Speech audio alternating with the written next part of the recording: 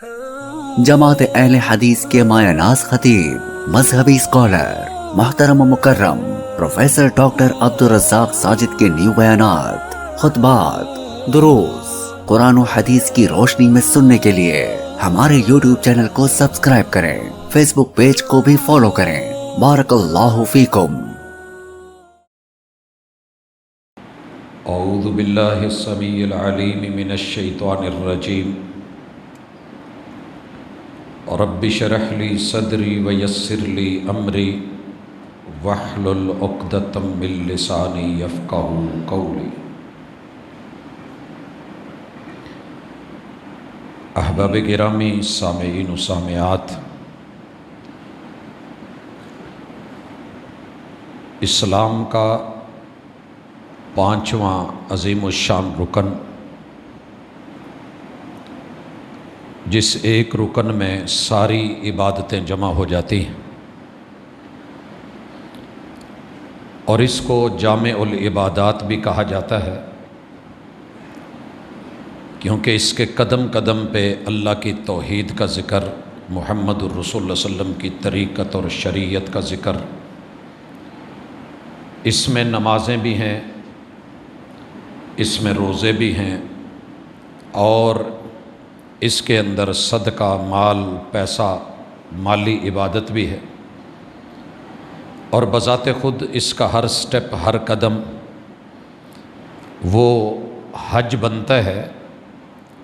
اللہ تعالیٰ نے اسے فرض قرار دیا۔ ارشاد باری تعالیٰ ہے، وَلِلَّهِ عَلَى النَّاسِ حِجُّ الْبَيْتِ مَنِ اسْتَطَاعَ إِلَيْهِ سَبِيلًا۔ جس بھی مرد اور عورت میں جانی، بدنی، مالی ہمت ہے کہ وہ حج کر سکتا ہے، تو وہ اللہ کے لیے اس حج کو کرے۔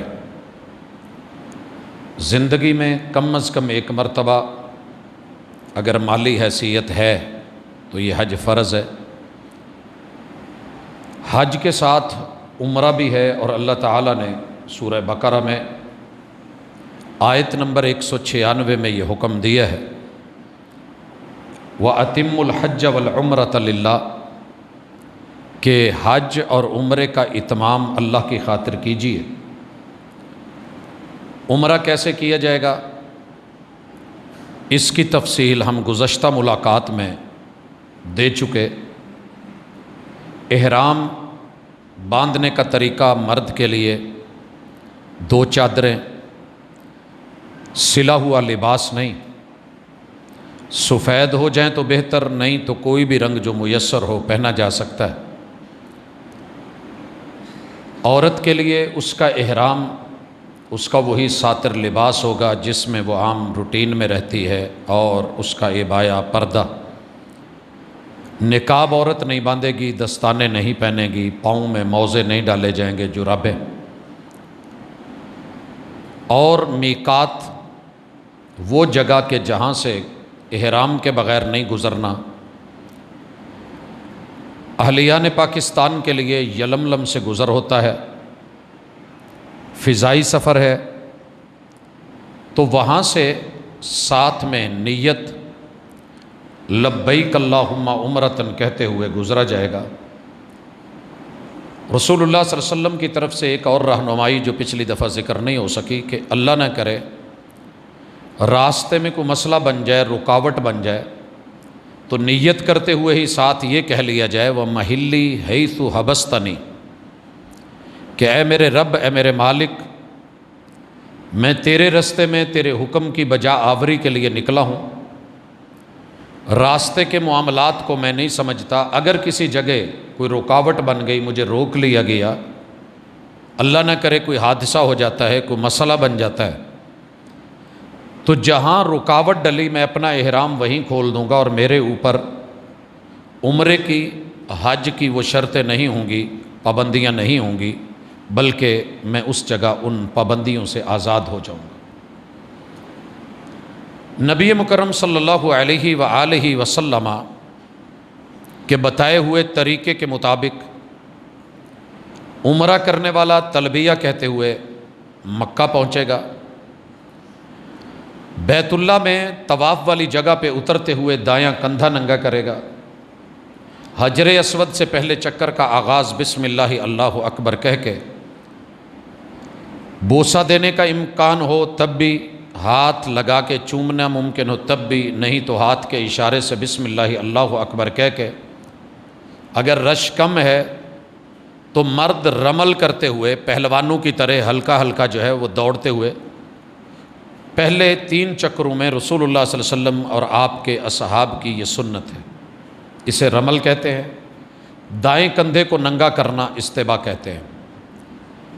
رکن یمانی تلک چلتے ہوئے مختلف دعائیں پڑھتے ہوئے رکن یمانی کا استلام کیا جائے گا۔ یہ حجر اسود سے چل کے ایک رکن چھوڑ کے حتیم پورا گزر کے اس کارنر پہ جب آتے ہیں تو یہ رکن یمانی ہے۔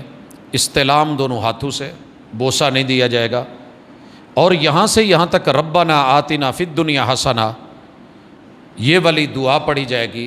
یوں 7 چکر مکمل کر کے 2 رکعت نماز طواف پڑھ کے زمزم پی کے بیت اللہ کے دروازے اور حجر اسود کی درمیانی جگہ ملتزم سے چمٹنے کی اگر جگہ ہو، موقع ہو، اجازت ہو تو وہاں سے اپنی دعاؤں کا سامان باندھتے ہوئے حاجی یا عمرہ کرنے والا بالکل اس کی سید میں کوہ صفا کی طرف جائے گا۔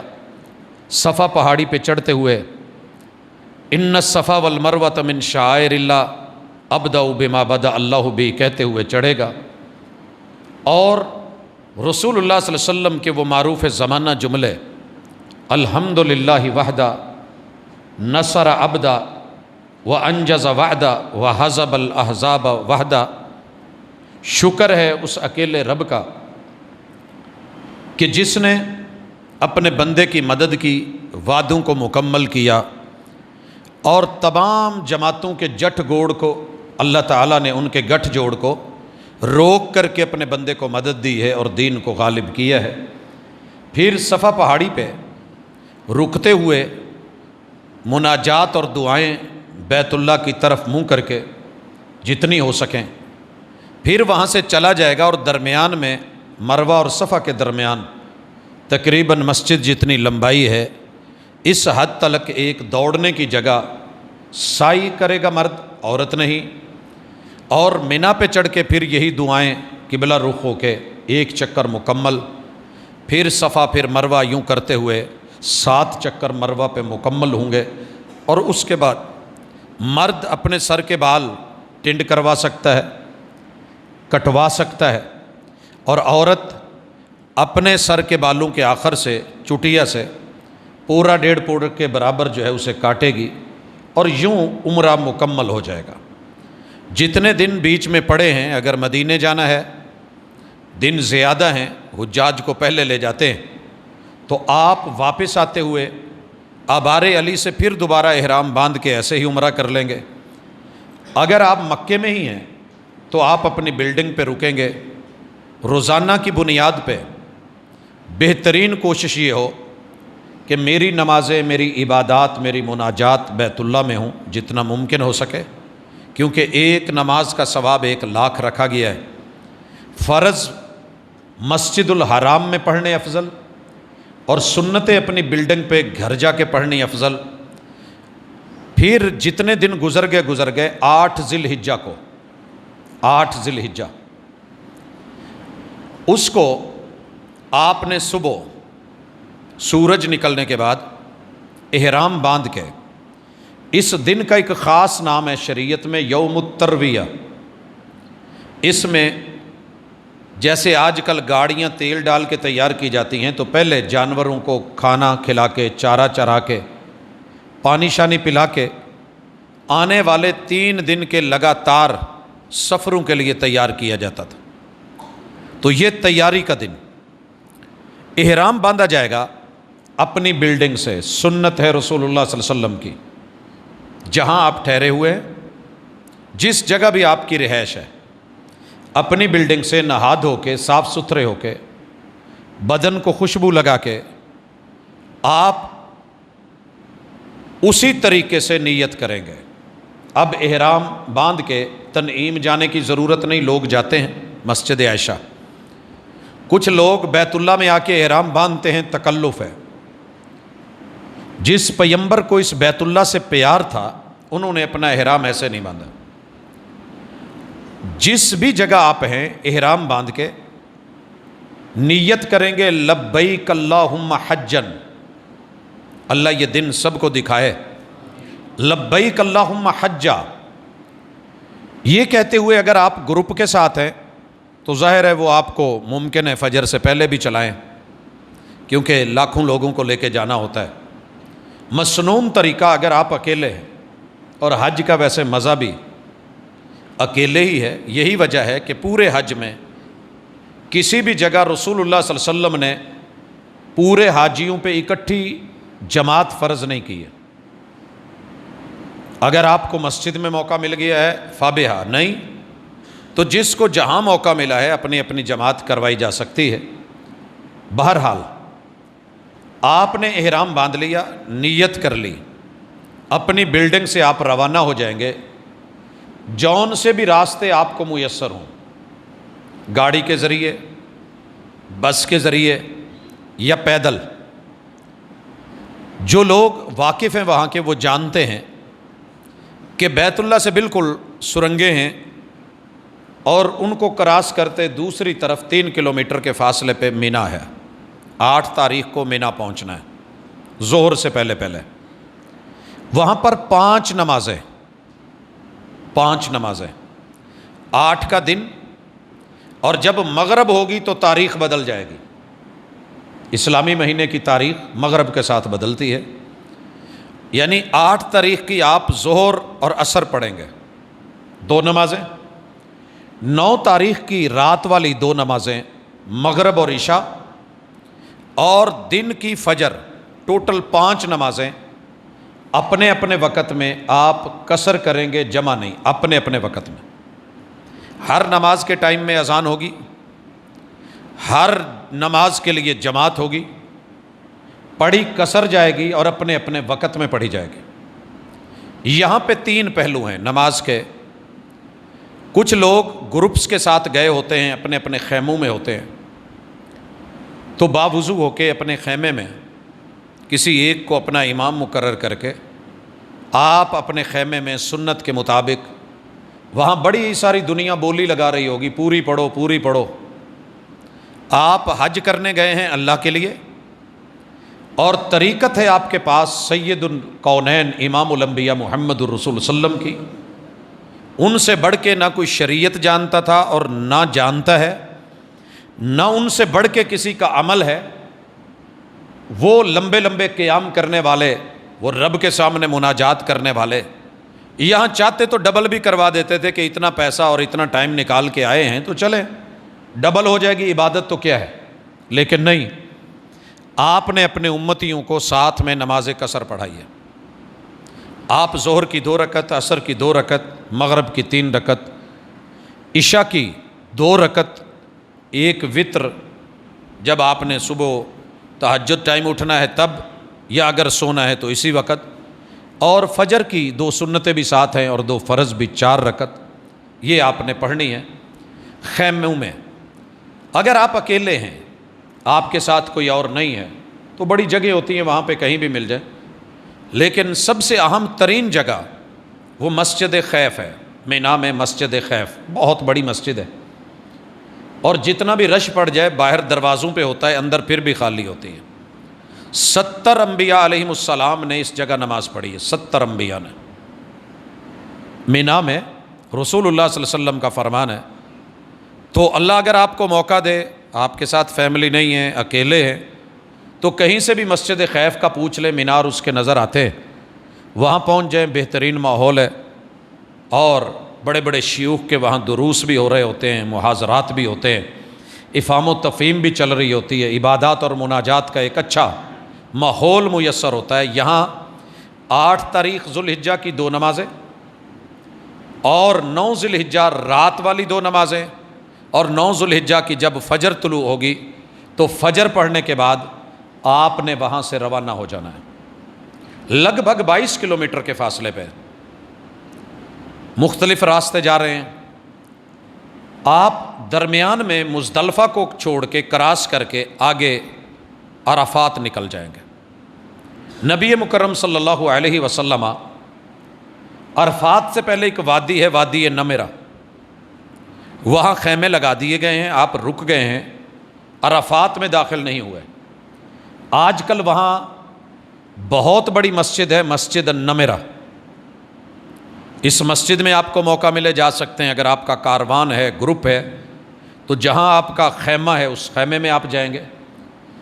رسول کریم علیہ الصلاۃ والسلام نے وہاں وادی نمرہ میں ٹھہر کے انتظار کیا حتیٰ کہ ظہر کا وقت ہو گیا، اور آپ کو پتہ ہونا چاہیے وہاں پہ یہ دن جمعے کا تھا، اسی لیے اگر یہ دن جمعے کا آ جائے تو لوگ اسے حج اکبر کہتے ہیں۔ نبی مکرم صلی اللہ علیہ وسلم نے یہاں پر ایک اذان کہی اور اقامت کہلوائی۔ محبوب علیہ الصلاۃ والسلام نے ظہر کی 2 رکعتیں پڑھی قصر، پھر اقامت ہوئی، 2 رکعتیں پڑھی قصر کر کے عصر کی۔ یہاں جمع بھی ہے قصر بھی ہے، دونوں سنت ہے۔ آپ سے لوگ پوچھیں یا روکیں تو اس روکنے والے کا ہاتھ پیچھے کر دیجئے گا، یہ موقع زندگی میں روز روز نہیں آتا، اور یہ سنت قصر کرنے کی اور جمع کرنے کی وادی نمرہ میں ہر وقت میسر نہیں ہوتی۔ پھر یہاں پر یہ بڑی اہم بات ہے کہ رسول اللہ صلی اللہ علیہ وسلم کا جو خطبہ ہے وہ خطبہ حج ہے، اسے خطبہ حجۃ الوداع کہتے ہیں۔ اس خطبے کی ڈیٹیل انشاءاللہ ہم کسی دن لائیں گے۔ پوری دنیا کی سارے چارٹر، اقوام متحدہ کے سارے اصول اور ضابطے، دنیا کی مکمل شریعتیں اکٹھی کر لی جائیں، ویلفیئر سوسائٹیز کے جتنے منشور ہیں وہ جمع کر لیے جائیں، اکیلا خطبہ حج ان سب پہ بھاری ہے، اور بلکہ یہ وہیں سے اٹھائے گئے ہیں جس میں آپ نے آواز لگائی تھی، یا ایھا الناس، لوگو۔ یہاں آپ نے مومن کہہ کے نہیں، لوگو سنو، تم سب مٹی سے ہو، سب آدم کی اولاد ہو، کسی بھی کالے کو گورے پر، گورے کو کالے پر، عربی کو عجمی پر، عجمی کو عربی پر کوئی فوقیت نہیں، الا بالتقوی، سوائے تقوی کے۔ یہ وہ جگہ ہے جہاں پہلی دفعہ میرے محبوب نے سود کی گردن کاٹی تھی، اور کہا کہ آج کے بعد جتنا سودی سسٹم ہے میرے پاؤں کے نیچے، میرے جوتے کے نیچے۔ اور حجاز کے بہت بڑے مہاجن اور سود پہ پیسہ دینے والے لوگوں کو میرے محبوب کے سگے چچا جناب عباس رضی اللہ تعالیٰ عنہ کے بارے میں آپ نے اعلان کیا، آج میں اپنے چچا کا سارا سود ختم کر رہا ہوں۔ یہ ہے وہ حجۃ الوداع۔ اگر تم توبہ کر رہے ہو راس المال ملے گا، اس سے بڑھ کے کچھ نہیں۔ یہی وہ جگہ تھی جہاں عورتوں کے حقوق پہ آپ نے بڑی تفصیلی توجہ دی۔ یہی وہ جگہ تھی اور یہی وہ خطبہ تھا جہاں انسانیت کو انسانیت سکھائی گئی۔ ایک نہیں، 2 نہیں، 1.25 لاکھ صحابہ رضوان اللہ اجمعین، اہل بیت کے افراد، ان کی 2.5 لاکھ آنکھیں اس کو لائیو کوریج دے رہی تھی۔ ایک ایک پل، ایک ایک ادا، ایک ایک لفظ، ایک ایک جملہ سنا گیا، سمجھا گیا، پرکھا گیا، یاد کیا گیا، لکھا گیا اور امت تک پہنچایا گیا۔ یہاں آپ نے خطبہ دیا، اور اس کے بعد اپنی اونٹنی پہ سوار ہو کے جبل الرحمہ کے پاس، جس پہاڑ کے بارے میں مشہور ہے، اوپر مینار بنا ہوا ہے کہ آدم علیہ السلام کی توبہ یہاں قبول ہوئی تھی۔ اس کی کوئی حقیقت نہیں ہے، ہمارے پاس اس کا کوئی تاریخی تحقیقی صحیح اسناد کے ساتھ کوئی دستاویزی ثبوت نہیں ہے۔ مشہور باتوں میں سے ایک بات ہے، لوگ پہاڑ پہ چڑھ جاتے ہیں، وہاں بھی میں نے کئی لوگوں کو دیکھا ہے چکر کاٹ رہے ہیں اور طواف کر رہے ہیں، ہمیں کوئی جگہ ملے صحیح۔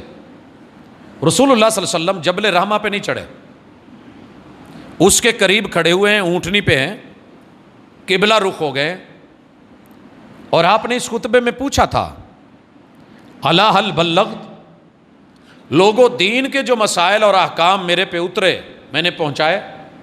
جواب آیا جی، آپ نے قوم کو رب کو گواہ بنا کے کہا اللہ گواہ ہو جائیے میں نے اپنی ذمہ داری نبھا دی ہے۔ اس کے بعد کوئی آیت احکام کی نہیں اتری، کوئی احکام کی آیت نہیں اتری۔ ویسے تو آیات اتری ہیں، پوری سورت اتری ہے، مگر احکام کی کوئی آیت نہیں ہے۔ الیوم اکملت لکم دینکم واتممت علیکم نعمتی ورضیت لکم الاسلام دینا، دین مکمل، نعمت مکمل، اور رب کی رضا اس اسلام کے اوپر اعلان کر دیا گیا۔ آپ نے کہا میں اس جگہ کھڑا ہوں، اب 1.25 لاکھ لوگ تو یہاں کھڑے نہیں ہو سکتے، پورے کا پورا میدان عرفات سارا وقوف کی جگہ ہے، جس کو جہاں جگہ ملے کھڑے ہو۔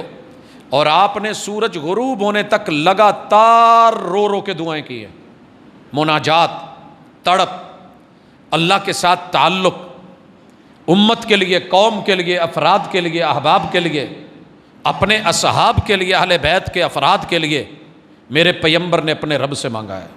یہاں پہ ہمارے حجاج صاحبان جب خطبے کا پتہ چل جاتا ہے، کیونکہ لائیو وہاں پہ چل رہا ہوتا ہے، نشر ہو رہا ہوتا ہے، تو مسجد میں تو نہیں آئے، وہیں نماز پڑھی اور ساتھ میں پاکستان ویڈیو کال ملا لی، مبارک ہوئے حج پڑھ لیا، سگریٹ لگا لیا، ساتھ میں حج شروع ہو گیا، جی حج پڑھ لیا مبارک ہوئے، بس حج مکمل ہے۔ ایسے نہیں ہے۔ اگر کوئی شخص ابھی تک نہیں پہنچا، یعنی کہ 8 کو بھی نہیں آیا، 9 کی رات کو مینا میں نہیں آ سکا، 10 تاریخ ابھی چڑھی نہیں ہے، 9 کا دن ہے، عرفات میں ہے، آپ سورج غروب ہونے سے 5 منٹ پہلے بھی وہاں پہنچ گئے ہیں اور ایک پل کا بھی آپ نے وہاں وقوف کر لیا ہے، تو آپ کو حج مل جائے گا۔ دوسرے لفظوں میں آپ کو جس گاڑی پہ چڑھنا چاہتے تھے وہ گاڑی مل گئی ہے، اگرچہ آپ کی پہلی نماز مینا والی رہ گئی ہیں، یہاں والی رہ گئی ہیں، بھلے خطبہ رہ گیا ہے، بھلے زور اور اثر، لیکن آپ یہاں آ گئے ہیں اور آپ کو زور اور اثر پڑھنے کا ٹائم سورج غروب ہونے سے پہلے پہلے مل گیا ہے، تو آپ کا وقوف ہو گیا ہے۔ حج جو ہے انشاءاللہ العزیز مقبول بھی ہے، مبرور بھی ہے۔ جب سورج غروب ہو جائے، لوگ انتظار میں ہوتے ہیں کہ کب سورج غروب ہو، تو آپ نے سورج غروب ہوتے ہی ڈیٹ بدل گئی ہے، آج 10 ہے۔ پوری زندگی لائف ٹائم محمد رسول صلی اللہ علیہ وسلم نے کبھی بھی مغرب کو سورج کے غروب ہونے کے بعد لیٹ نہیں کیا بلا وجہ، مگر آج اعلان ہوا ہے کہ ہم یہاں سے چلیں گے، رکیں گے نہیں۔ 1.25 لاکھ صحابہ کاروان چلے،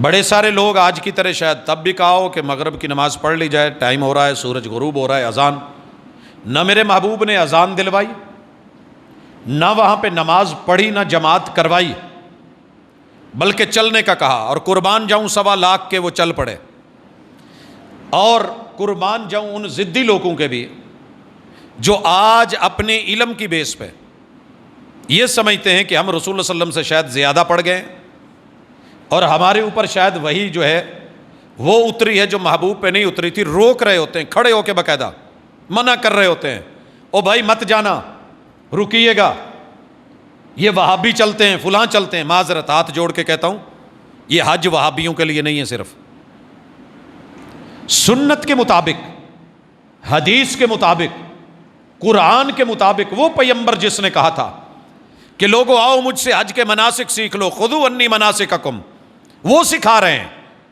ساری دنیا بھی روک رہی ہو، نہیں چل رہا کارواں، نہ چلے، مغرب اور عشاء آپ نے وہاں نہیں پڑھنی، آپ نے قوم کو چلایا۔ 1.25 لاکھ لوگ عرفات سے مزدلفہ پہنچے۔ یہ تبدیلی معمولی تبدیلی نہیں ہے، بڑا وقت لگتا ہے چینج کا، یہاں سے وہاں تک جانا، بالخصوص جب سواری اونٹ ہو، جب سواری کسی گدھے کی شکل میں ہو، گھوڑے کی شکل میں ہو، یا پیدل لوگ چل رہے ہوں۔ مزدلفہ عرفات اور مینا کے درمیان ایک کھلا میدان ہے، وہاں جا کے آپ جب بھی پہنچے وضو کریں گے، جگہ جگہ وضو خانے بنے ہوئے، وضو کرنے کے بعد مؤذن اذان کہے گا، ایک اذان، جیسے جیسے گروپس ہیں، سارے گروپس میں سے ہر بندہ اپنی اذان کہے گا، پھر اقامت کہی جائے گی مغرب کی، اور امام ان میں سے جو بھی بننا چاہے بن کے 3 رکعت نماز مغرب ادا کی جائے گی۔ یاد رہے کہ یہ رات 10 ذو الحجہ کی ہے۔ پھر اس کے بعد اقامت ہوگی، پھر عشاء پڑھی جائے گی۔ اس جگہ پر میرے محبوب نے جو راتوں کو قیام بھی کرتے تھے، تہجد بھی پڑھتے تھے، واحد جگہ ہے جہاں آپ نے تہجد نہیں پڑھی۔ 1.25 لاکھ صحابہ میں سے کسی ایک نے بھی رپورٹ نہیں کی، بلکہ آپ کا آرام، آپ نے اپنے اصحاب کو آرام کا مشورہ دیا، کیونکہ اگلا دن مصروف ترین دن ہے، تھکا دینے والا۔ لوگ سوئے، آپ بھی سوئے، فجر کے لیے اٹھے، اور یاد رہے کہ یہ 10 تاریخ کی فجر ہے۔ 2 نمازیں پہلے یہاں جمع ہو چکی ہیں، قصر ہو چکی ہیں۔ عشاء قصر پڑھی گئی، مغرب عشاء جمع کی گئی، رات کو آرام کیا گیا، تہجد آپ نے نہیں پڑھی۔ اب فجر پڑھنے کے بعد محبوب علیہ الصلاۃ والسلام نے، وہاں ایک پہاڑ ہے مشعر الحرام،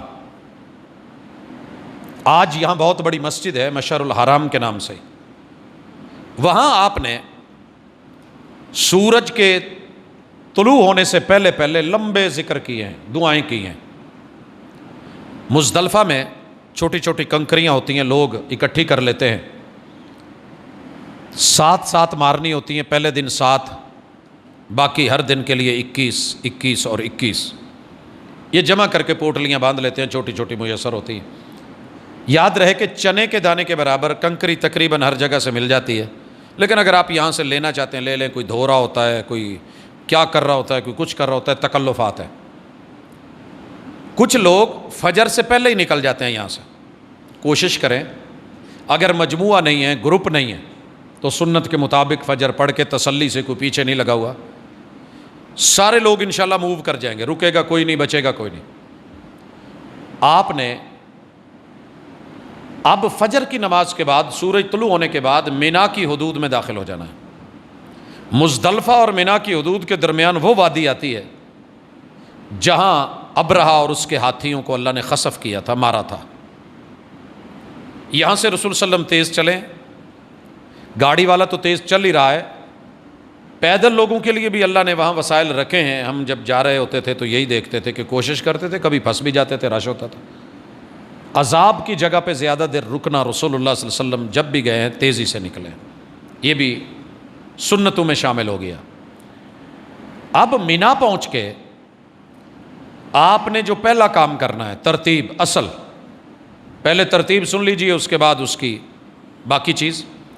محبوب علیہ الصلاۃ والسلام نے وہاں پہ 3 جمرے ہیں، جمرات جمع ہے۔ ہمارے ہاں پنجابی میں پاکستانی لوگ، اردو لوگ ان کو شیطان کہتے ہیں، وہ شیطان نہیں ہے، علامت ہیں، جمرات ہیں۔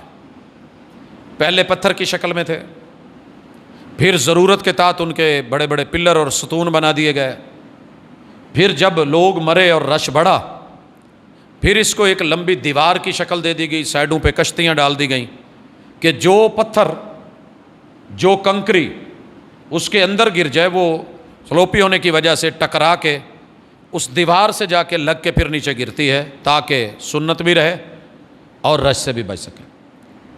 ان کی ترتیب یہ ہے کہ جب ہم مزدلفہ سے آ رہے ہیں تو پہلے جمرہ صغرا چھوٹا آتا ہے،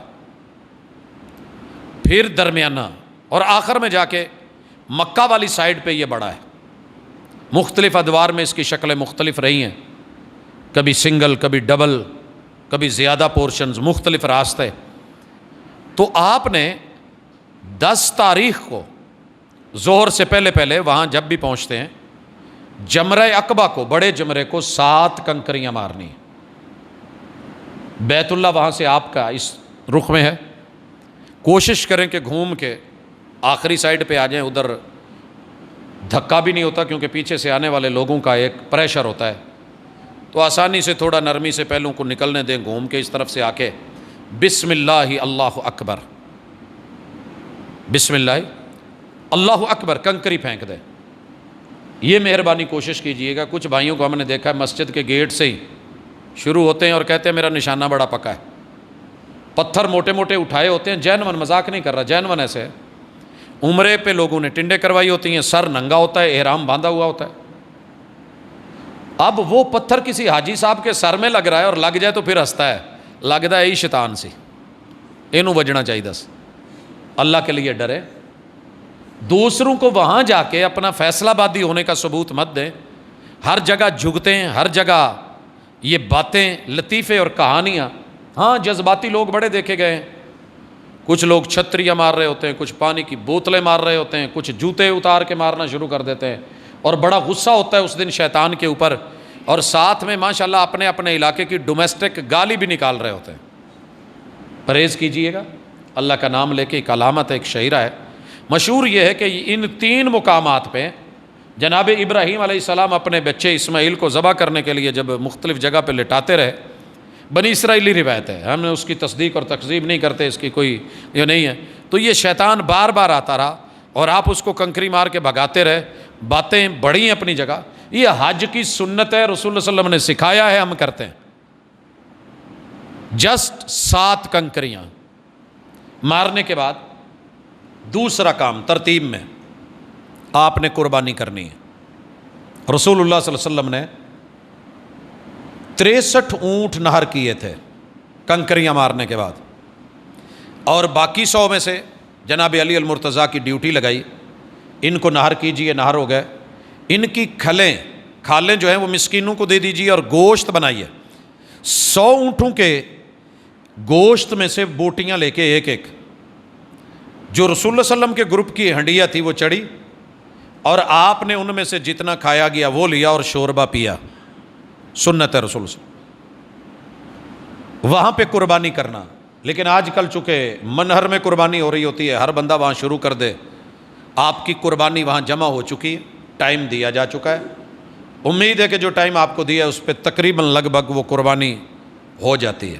اگر لیٹ ہو بھی گئی نو پرابلم.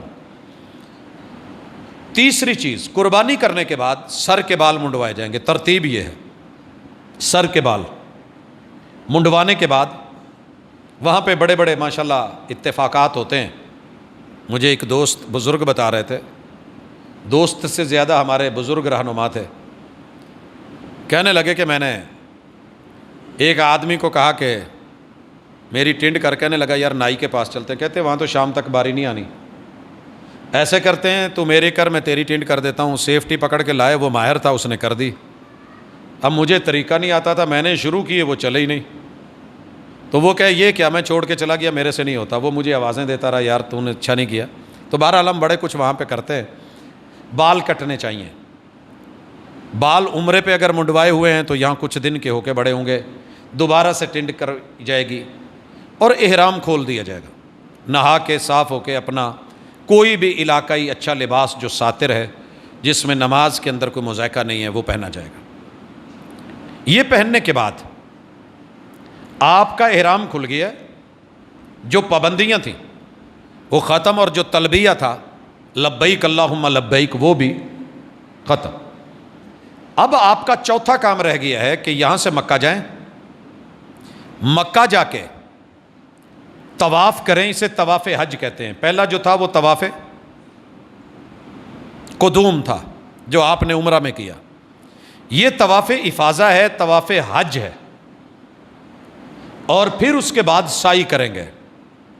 جب بھی مکمل ہو آپ رات آ کے دوبارہ مینا میں رکیں گے. مبیت جو ہے، یاد رہے یہ تاریخ کون سی ہے، مغرب سے پہلے پہلے 10 ہے اور مغرب کے بعد 11 ہو چکی ہے.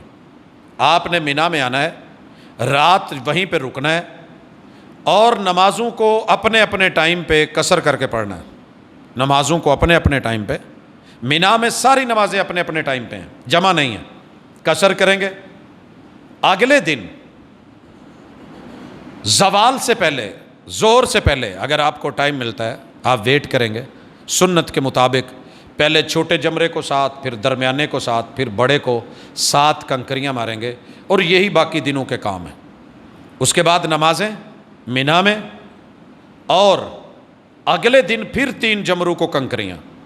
12 کو آپ کنکریاں مار کے جا سکتے ہیں. اگر آپ کو کوئی جلدی ہے، کوئی مسئلہ ہے، دل نہیں کر رہا، دل بھر گیا ہے، کوئی کام ہے، تو آپ جا سکتے ہیں. رسول اللہ صلی اللہ علیہ وسلم رکے تھے. 13 تاریخ کو بھی آپ نے کنکریاں ماری، اور کنکریاں مارنے کے بعد پھر آپ وہاں سے مینا سے چل پڑے تھے۔ اب آخری کام جو ہے وہ ہے طواف الوداع۔ جب بھی آپ مکہ سے نکلیں تو آپ کا آخری کام طواف الوداع ہو۔ آپ کا حج جو ہے وہ مکمل ہو چکا ہے، ترتیب یہ تھی۔ اب 1 منٹ کے لیے 10 تاریخ کو دوبارہ واپس آ جائیے مینا میں۔ ہمارے ہاں یہاں فجر کے وقت مینا میں داخل ہوتے ہی کچھ حاجی صاحبان دوڑ رہے ہوتے ہیں، اوے نسو نسو۔ تو ہم نے پوچھا کیا ہے؟ وہ یار عید نہیں پڑھنی آج، 10 ذوالحجہ ہے عید۔ اب وہاں سے مزدلفہ سے اچھا خاصا سفر ہے۔ پتہ ہونا چاہیے کہ رسول اللہ صلی اللہ علیہ وسلم نے جنہوں نے عید کی جماعت سکھائی تھی، جنہوں نے نماز کہی تھی، جنہوں نے فرض قرار دی تھی، جنہوں نے میدان میں نکل کے خود جماعتیں کروائیں، اور جس محبوب نے کہا تھا کہ جس عورت نے پڑھنی ہے وہ بھی جائے، جس نے نہیں پڑھنی وہ بھی گھر نہیں رہے۔ آج تو 1.25 لاکھ تھے، آپ لے کے چلتے چلو وہاں پڑھ لیتے ہیں یا یہی مینا میں پڑھ لیتے ہیں۔ نہ آپ مکے گئے، نہ آپ نے مینا میں جماعت کروائی۔ حاجی کے اوپر عید الاضحیٰ نہیں ہے۔ بڑے سارے دوست آپ کو لے کے اور پھر آ کے بتاتے ہیں اللہ دا شکر ہے مینوں رب نے اتنے عید پڑھن دا بھی موقع بیت اللہ دیتا۔ اور انہی دنوں میں بیت اللہ کا طواف جو ہے اوپر غلاف بدلا جا رہا ہوتا ہے 9 کو، لوگ حج چھوڑ کے وہ دیکھنے پہنچے ہوئے ہوتے ہیں۔ یہ کام آپ نہیں کریں گے، ہونے دیں۔ مکہ والے عید پڑھیں گے، جو لوکل لوگ ہیں جو حج نہیں کر رہے وہ عید میں شامل ہوں گے، آپ نہیں، آپ کے یہ کام ہے۔ اگلا میٹر، آپ کو کنکریاں مارنے کا موقع نہیں ملا تو کیا پہلے قربانی کی جا سکتی ہے؟ جی اگر آپ کی قربانی پہلے ہو گئی ہے، افعل ولا حرج۔ رسول اللہ صلی اللہ علیہ وسلم سے 10 تاریخ کو کئی سارے لوگوں نے مختلف جہتیں بیان کی۔ ایک نے کہا کہ محبوب علیہ الصلوۃ والسلام میں نے کنکریاں تو مار لی ہیں، رمی جمار کر لیا ہے، اس کے بعد قربانی نہیں کر سکا، میں نے بال کٹوا لیے۔ آپ نے کہا افعل ولا حرج، کوئی بات نہیں۔ ایک اور آیا، اس نے کہا جی میں نے قربانی پہلے کر لی ہے، کہا افعل ولا حرج، کوئی مسئلہ نہیں، میری رمی رہ گئی ہے، افعل ولا حرج، کوئی مسئلہ نہیں۔ تو اگر اس میں ترتیب آگے پیچھے ہو جائے، ترتیب اصل یہی ہے، پہلے رمی جمار، پتھر مارے جائیں، کنکریاں، پھر قربانی، پھر بال منڈوانا، اور پھر طواف اور سعی۔ اگر اس میں کہیں آگے پیچھے ہو گیا ہے تو پریشان ہونے کی ضرورت نہیں، کوئی دم نہیں، کوئی بکرا نہیں، کوئی چھترا نہیں، کوئی خون نہیں۔ وہاں بڑے سارے لوگ ایسے بھی بیٹھے ہوتے ہیں جو قدم قدم پہ آپ کو کہیں گے تینوں تو بکرا دینا پڑنا، یہ چھترا، یہ دم دیں، ایسی بات نہیں ہے۔ اگر آپ کے سر کے بال آپ نے خود نہیں کاٹے، عمرے کے دوران، حج کے دوران، احرام کے دوران گر گئے ہیں، بعض لوگوں کے بال گر جاتے ہیں، کپڑے سے لگ کے ہیں، سونے سے تکیے پہ گر گئے ہیں، کوئی مسئلہ نہیں۔ احرام کی چادر خراب ہو گئی ہے، آپ دھو سکتے ہیں، چینج کر سکتے ہیں، تبدیل کر سکتے ہیں، اس سے آپ کا عمرہ یا حج پہ کوئی اثر نہیں ہوگا۔ لباس ہونا چاہیے، بے لباس نہیں ہونا۔ تو یہ چیزیں کرنے کے بعد آپ کا یہ حج جو ہے الحمدللہ اس میں صرف باقی رہ گیا ہے طواف وداع۔ اگر آپ کی باری مدینے میں جانے کی بات کی ہے حج کے بعد تو پھر آپ چلے جائیں گے مدینہ، وہاں سے دوبارہ جب واپس لوٹیں گے، اور یاد رہے کہ مدینہ میں حج کا کوئی تعلق نہیں ہے، ویسے ہم گئے ہوتے ہیں، پیسے بھرے ہوتے ہیں، تو ان 3 جگہوں میں سے ایک جگہ ہے جہاں وزٹ کرنا اسلام نے اس کی اجازت دی ہے۔ رسول اللہ صلی اللہ علیہ وسلم کا اپنا حج مدینے سے آ کے ہوا تھا، حج کا کوئی رکن مدینے میں نہیں ہے۔ بڑے سارے لوگ ہمارے دوست فیصل آباد سے ڈائریکٹ فلائٹ مانگتے ہیں، مدینے کی مل جائے، اور بڑے فخر سے آ کے کہتے ہیں جی میں تے حج چ ماشاءاللہ پہلے مدینے گیا۔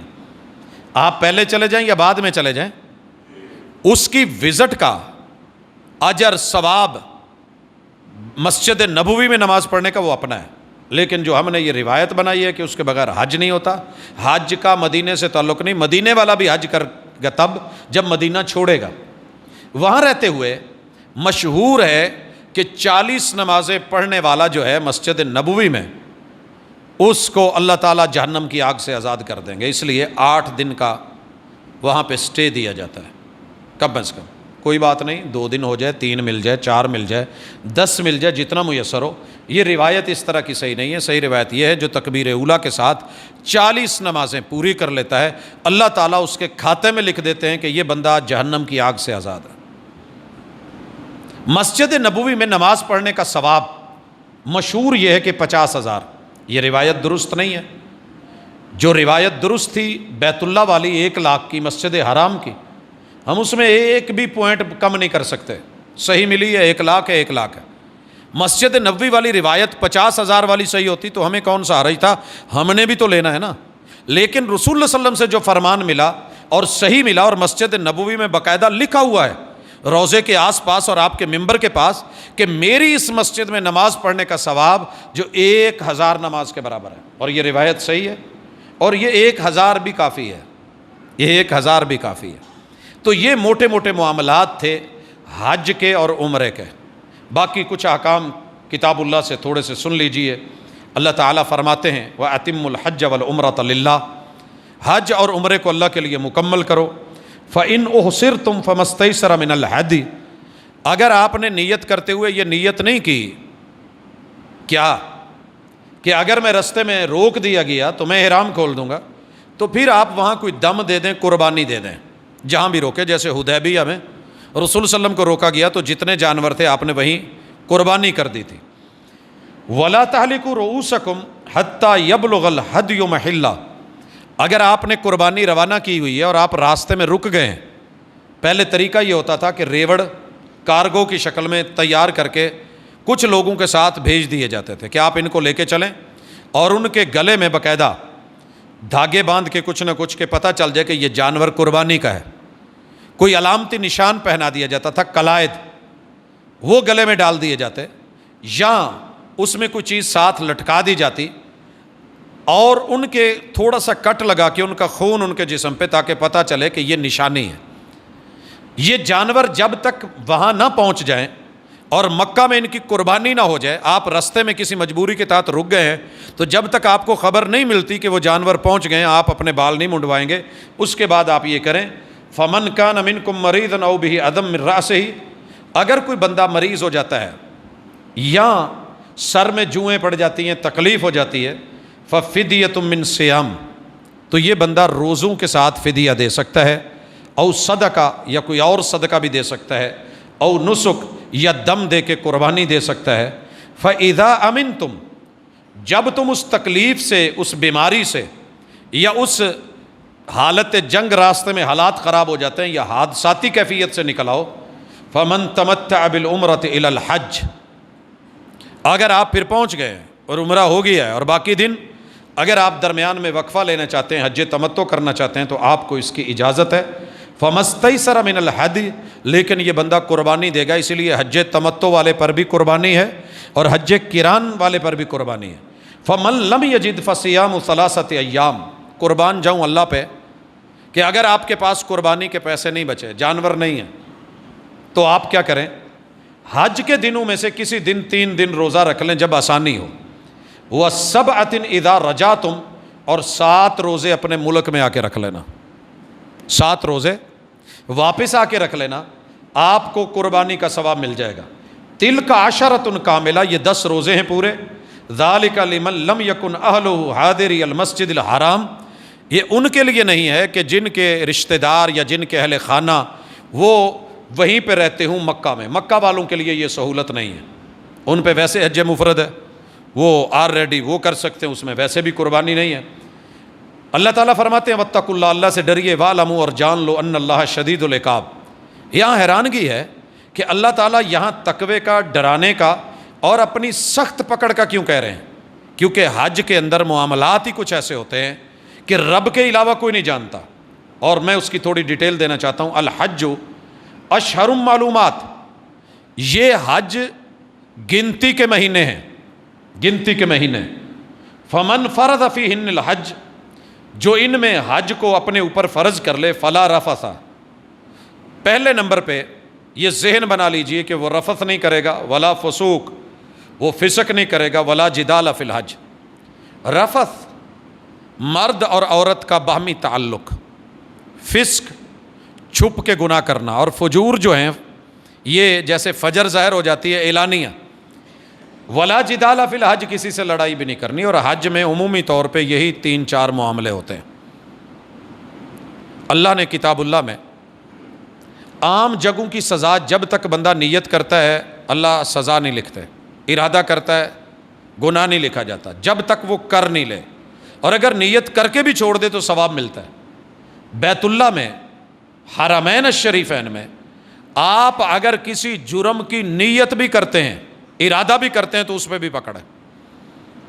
حرمین کو پاکیزہ رکھا گیا ہے، جانوروں کو نہیں مارا جائے گا، ڈرایا نہیں جائے گا، پتے نہیں توڑے جائیں گے، نقصان نہیں کیا جائے گا، رفث بھی نہیں، لڑائی بھی نہیں، فسوق بھی نہیں، گناہ اور جرم بھی نہیں، اور غلط کاری بھی نہیں، اور اس کے ساتھ کسی کے ساتھ لڑائی بھی نہیں۔ یہ حج میں ضروری ہے۔ مگر ہمارے ہاں جب حجر اسود کو چومنا ہوتا ہے، خیر ابھی تو پابندی، آگے دیکھیے کیا ہوتا ہے، تو وہاں ایک دوسرے کی چادریں اتار دی جاتی ہیں، پہلے مجھے دو موقع، پہلے دوسرے کو دو۔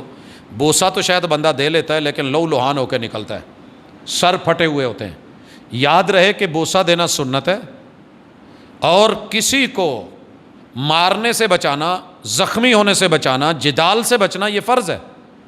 حرام ہے کہ یہ کام کیا جائے، منع کیا ہے قرآن نے، مگر وہ ہم کر لیتے ہیں ایک سنت کے حصول کے لیے۔ اسی طرح وہاں پہ ایسے مقام بھی آتے ہیں، میں الفاظ کا پردہ دینا چاہتا ہوں، بات تھوڑی ذرا گہری ہے مگر حقیقت ہے۔ حج میں ایسے مقام بھی آتے ہیں کہ جہاں مرد اور عورت الگ ہونا بھی چاہیں تو نہیں ہو سکتے، ہونا بھی چاہیں تو نہیں ہو سکتے۔ آپ کے حفاظتی دائرے اور ساری کوششیں بیکار چلی جاتی ہیں۔ ایسا مقام بھی آتا ہے کہ آپ کی چھاتی ہے اور آپ کے آگے عورت ہے، اس کی ہڈیاں آپ کی ہڈیوں میں، یا پیچھے آپ کی عورت ہے، آپ آگے ہیں، دائیں بائیں بھی ایسے ہیں، مرد ہیں، آپ کے پاؤں ہی زمین پہ نہیں ہوتے کہ آپ کہیں سائیڈ پہ ہو سکے، اتنی جگہ بھی نہیں، یہاں سے اٹھا کے کئی کنال تلک، ایکڑوں تلک انسان کے پاؤں زمین پہ ہی نہیں لگتے۔ اب پھنس تو گئے ہیں۔ یہاں فیصلہ کس چیز پہ ہوگا؟ نیت پہ۔ اگر آپ وہاں لذت لینا شروع کر دیں، تلذذ محسوس کرنا شروع کر دیں اور انجوائے کرنے لگ جائیں، پھنسے ہوئے تو ہیں، آپ نکل نہیں سکتے، تو سمجھ لیجئے کہ پکڑ شروع ہے۔ اور اگر آپ اپنے ذہن کو وہاں بھی رب سے جوڑے ہوئے ہیں، اللہ میں بے بس ہوں، میں مجبور ہوں، میری نیت جرم کی بھی نہیں، گناہ کی بھی نہیں، فسق کی بھی نہیں، زیادتی کی بھی نہیں، اللہ معاف کیجئے گا، تو یہاں فیصلہ نیتوں پہ ہونا ہے۔ اسی لیے پکڑ نیت پہ رکھی گئی ہے۔ ارادہ بھی اگر غلط ہوا تو یہاں پہ حج بھی دھو دیا جائے گا اور سب کچھ برابر کر دیا جائے گا۔ سواری تو شاید حج کر کے آ جائے لیکن یہ محروم ہو کے ہو۔ اسی لیے فرمایا کہ لوگوں سنیے، وَمَا تَفْعَلُوا مِنْ خَيْرٍ يَعْلَمْهُ اللَّهُ، تم جو کرو گے نا، تمہاری سوچ تک کا علم تمہارے رب کو ہے۔ اور ہم سبق دیتے ہیں وَتَزَوَّدُوا، زاد راہ لے کے لیجیے گا، فَإِنَّ خَيْرَ الزَّادِ التَّقْوَىٰ، سب سے بہترین زاد راہ حج میں اور عمرے میں تقویٰ کا ہے، اللہ کا ڈر، خوف، للہیت، اللہ کے ساتھ ایک تعلق، وَاتَّقُونِ یا اُولِي الْأَلْبَابِ، عقل مندوں مجھ سے ڈرنا۔ یہ احکام ہیں، آگے فضائل اس کے ساتھ جو ہے کچھ اور چیزیں بھی بیان ہوئی ہیں، لیکن مجھے جو بات اہم ترین کہنی ہے، تھوڑا اور پڑھ لیجئے، لیس علیکم جناح، آپ پہ کوئی گناہ نہیں، ان تبتغوا فضلا من ربکم۔ حج میں کاروبار کیا جا سکتا ہے، آپ اپنی کوئی اچھی علاقائی چیز لے جا سکتے ہیں، وہاں بیچ کے کوئی حج کا خرچہ نکالنا چاہتا ہے نکال سکتا ہے، پوری ورلڈ وہاں پہ ٹریڈ کر رہی ہوتی ہے۔ فَإِذَا أَفَضْتُم مِّنْ عَرَفَاتٍ، جب تم عرفات سے نکلو، فَاذْكُرُوا اللَّهَ عِندَ الْمَشْعَرِ الْحَرَامِ، تو مشعر حرام کے پاس اللہ کا ذکر کرو، وَاذْكُرُوهُ كَمَا هَدَاكُمْ، اور یاد کرو کہ اس نے تمہیں کیسے ہدایت دی ہے، اور کتنے لوگ جو ہیں وہ ہدایت سے گمراہ ہیں۔ وَإِن كُنتُم مِّن قَبْلِهِ لَمِنَ الضَّالِينَ، اگر آپ پچھلی پشتوں میں چلے جائیں تو کہیں نہ کہیں جا کے گمراہی شروع ہو جاتی ہے۔ ثُمَّ أَفِيضُوا مِنْ حَيْثُ أَفَاضَ النَّاسُ، جہاں سے لوگ چلتے ہیں تم بھی چل پڑو، وَاسْتَغْفِرُوا اللَّهَ، استغفار کرو، ان اللہ غفور الرحیم۔ فَإِذَا قَضَيْتُم مَّنَاسِكَكُمْ، جب حج کے مناسک مکمل ہو جائیں، فَاذْكُرُوا اللَّهَ كَذِكْرِكُمْ آبَاءَكُمْ أَوْ أَشَدَّ ذِكْرًا، تو جیسے تم اپنے آباء و اجداد کے تذکرے کرتے ہو اس سے بڑھ کے اللہ کے تذکرے رہیں۔ حج کرنے کے بعد یہ نہیں کہ غیبتیں شروع ہو جائیں، حرام اور جرم اور فضولیات، لغویات، جھوٹ سچ وہ شروع ہو جائے، اللہ کا ذکر۔ فَمِنَ النَّاسِ مَن يَقُولُ، لوگوں کی دو قسمیں ہیں، کچھ ایسے بھی ہیں جن کا کہنا یہ ہوتا ہے ربنا آتنا فی الدنیا، اللہ دنیا دے دے، مال دے دے، حج میں دعائیں کر رہا ہوتا ہے، اللہ کوٹھیاں دے دے، کاروبار دے دے، یہ فیکٹریاں دے دے، وہ دے دے، وہ دے دے، اللہ کہتے ہیں ہم دے دیتے ہیں، وَمَا لَهُ فِي الْآخِرَةِ مِنْ خَلَاقٍ، مگر آخرت میں ان کا کوئی حصہ نہیں بچتا، حج کر کے بھی صرف دنیا ہی لے کے جاتے ہیں۔ اور آگے وَمِنْهُمْ مَنْ يَقُولُ رَبَّنَا آتِنَا فِي الدُّنْيَا حَسَنَةً وَفِي الْآخِرَةِ حَسَنَةً، یہ دعا اتنی اہم ہے کہ اسے طواف کے اندر رکن یمانی سے لے کے حجر اسود تلک یہ شامل کر دیا گیا ہے، طواف کے اندر، ہر چکر کے اندر۔ تو یہ دعا، اے اللہ خود کہتے ہیں، ان میں سے کچھ لوگ ایسے ہیں جو کہتے ہیں اللہ دنیا کا حسن بھی دے، آخرت کا حسن بھی دے، وَقِنَا عَذَابَ النَّارِ، اور ہمیں آگ کے عذاب سے بچا۔ اللہ کہتے ہیں اولئک لہم نصیب مما کسبوا، یہ ہیں وہ لوگ کہ جن کے لیے جو انہوں نے کمایا ہے وہ حصہ ہے۔ واللہ سریع الحساب، اللہ کے پاس جو ہیں وہ بڑے اور حساب و کتاب ہیں۔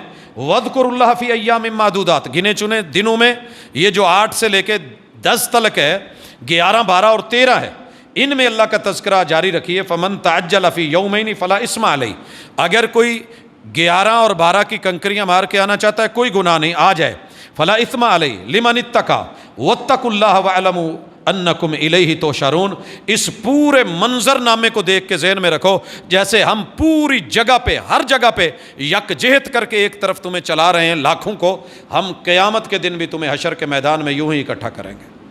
تو حج کے مقاصد میں اللہ کا ذکر، اللہ کا تقوی، ڈر، للہیت، اپنے اندر پرہیزگاری، اور بالخصوص قیامت کا وہ محشر کے میدان کا منظر دیکھنا کہ نفسا نفسی کا عالم ہے، ہر بندہ جو اپنے حالات میں، اور 2 چادریں ہیں، اور وہ وقت بھی یاد کرو جب قبروں سے اٹھیں گے اور یہ 2 چادریں بھی نہیں ہوں گی۔